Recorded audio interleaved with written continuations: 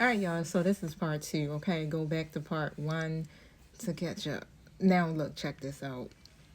I left off with the 7 of Cups in the reverse position. Okay, my bad. It was in an upright position. All right, but Spirit is definitely saying that this connection was meant to wake you up from the illusion of what love was supposed to look like, right? And with the 7 of Cups, there was fantasies, daydreams, expectations. You might have seen this person as the one who could completely or who could complete your happily ever after. But with the 10 of Cups coming in a reverse position, that's going to show you, right? That was, that thought, how can I put it? It shows that what you thought would fulfill you wasn't built on emotional balance yet. Okay, so Spirit's lesson here is literally about discernment. So teaching you how to tell the difference between divine love and emotional attachments, right? Between potential and alignment.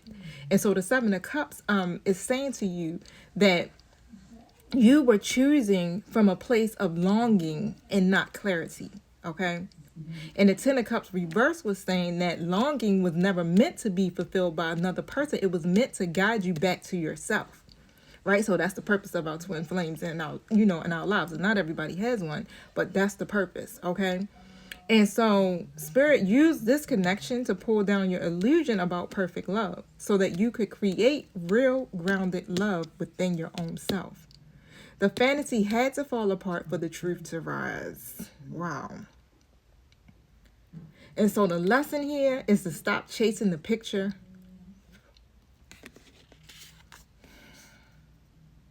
and start embodying the peace. Okay? So when you stop trying to make someone else your home, you realize you already are it. You are home. You are home. Wow.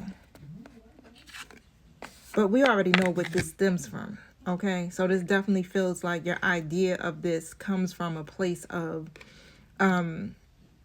not being able to actually fully have this in your life. That's how I want to say it. Like maybe from childhood, what you may have seen in family, from marriage, from bad relationships, whatever it might be. Okay, and so even during those times, you kept looking for the love outside of yourself. And what Spirit was always trying to show you is that.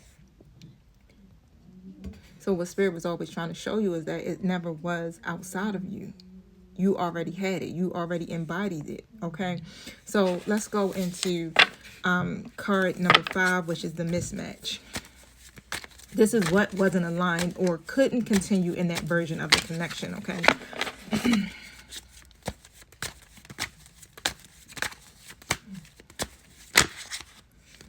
And too many cards, so let me do it again.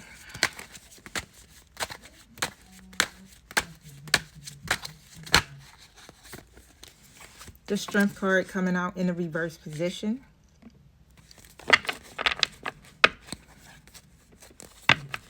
And that's like that willpower,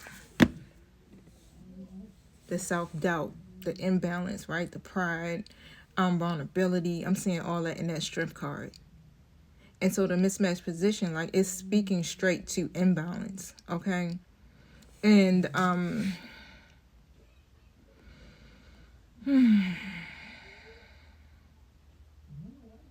this connection literally exposed both of your insecurities.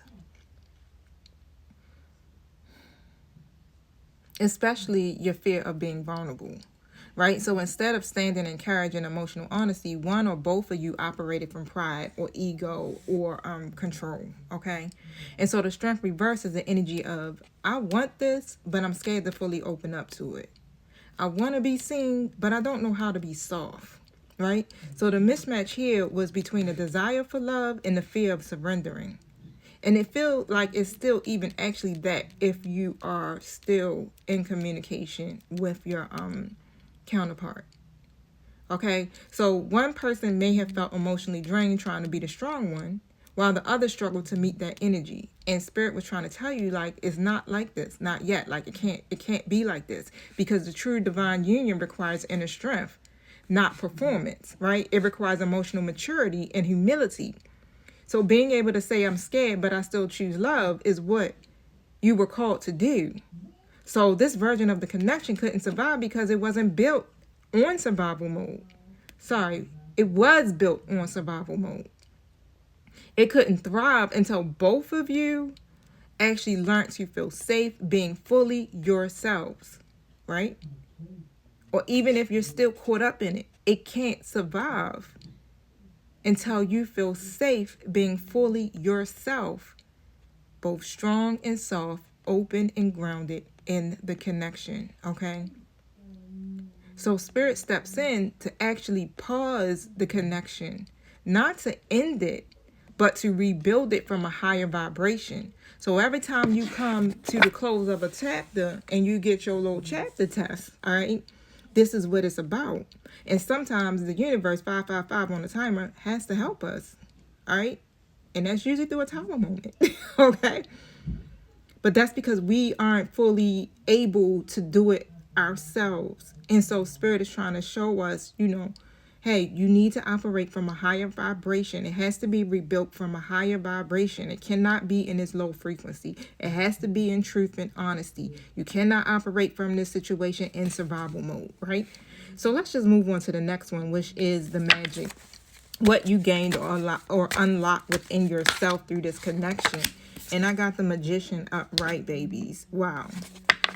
You learned how, or you will be learning how, to utilize the tools that you already had and possess within yourself as the alchemist.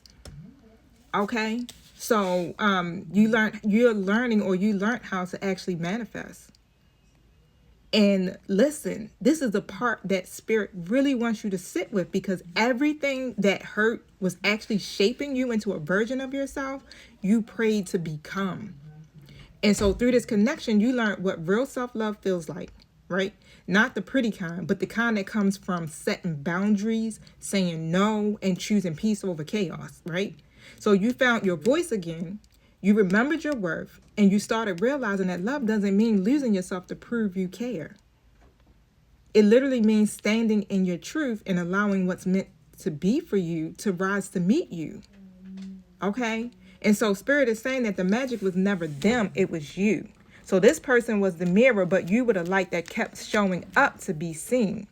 And for some of you, the connection unlocked your spiritual gifts, your intuition.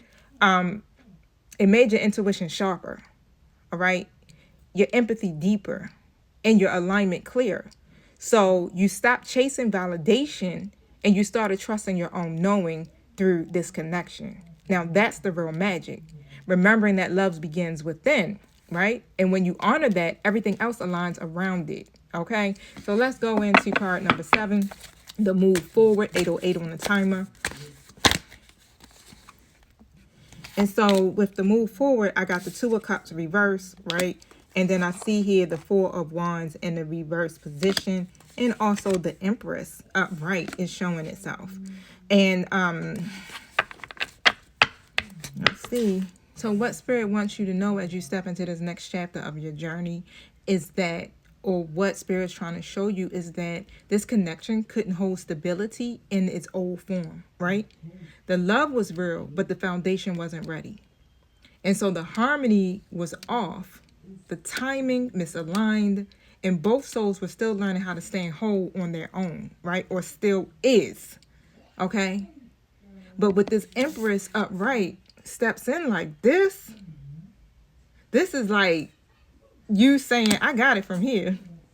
This is your divine rebirth, right? This is you learning to nurture yourself the way you once tried to nurture that connection. So spirit is saying that the separation wasn't rejection, or, or even if you're in separation now, and it's not rejection, it's actually redirection back to your power, okay? So you're stepping into Empress energy now. You're fertile, you're radiant, you're abundant, you're magnetic, right? So you no longer chase what's unstable. You actually attract what's aligned. So this is the moment, literally, you stop romanticizing the past and you start embodying your future.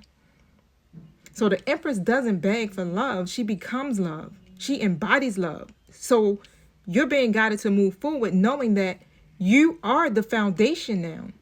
When it's time for union, whether with this person or someone new, it'll meet you in your wholeness, not your way.